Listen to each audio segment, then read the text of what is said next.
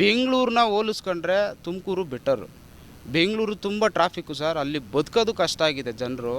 ಅದು ಈಗಾಗಲೇ pollution city ಅಂತಲೂ ಕೂಡ ಸುಮಾರು ಪರಿಸರವಾದಿಗಳು ಕೂಡ ಹೇಳಿರ್ತಕ್ಕಂಥದ್ದಿದೆ.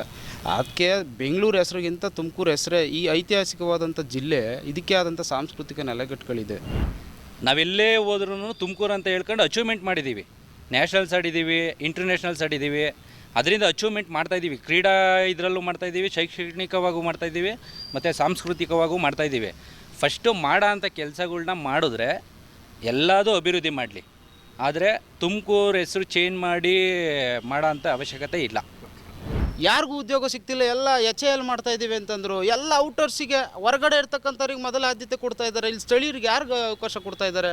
ಇವರು ನೋಡಿ, ಈ ಒಂದು ಬ್ರ್ಯಾಂಡಾಗಿ ತುಮಕೂರು ಅಭಿವೃದ್ಧಿ ಆಗಬೇಕನ್ನೋ ಹೆಸರು ಇರಲಿ, ಆದರೆ ಒಂದು ಬ್ರ್ಯಾಂಡಾಗಿ ಕ್ರಿಯೇಟ್ ಮಾಡಿ ಇಲ್ಲಿ ರಿಯಲ್ ಎಸ್ಟೇಟ್ ಉದ್ಯಮಿಗಳಿಗೆ ಅವಕಾಶ ಕೊಟ್ಟರೆ ನಾಳೆ ದಿವಸ ನಮ್ಮ ಭೂಮಿನ ಕಳ್ಕೊತೀವಿ, ಇಲ್ಲಿರ್ತಕ್ಕಂಥ ರೈತರ ಭೂಮಿನ ಕಳ್ಕೊತೀವಿ. ಇವತ್ತು ರೈತರು ದುಡಿಮೆಗೋಸ್ಕರ ಆಚೆ ಬರ್ತಾಯಿದ್ದಾರೆ, ಯಾಕಂದರೆ ಅವ್ರಿಗೆ ಸರಿಯಾದ ಬೆಲೆ ಇಲ್ಲ, ಅವ್ರಿಗೆ ಸರಿಯಾದ ಒಂದು ಸೌಲಭ್ಯಗಳು ಕೊಡ್ತಾಯಿಲ್ಲ, ಬ್ಯಾಂಕ್ ಸಾಲಗಳು ಸರಿಯಾಗಿ ಇದನ್ನು ಮನ್ನಾ ಮಾಡ್ತಾಯಿಲ್ಲ.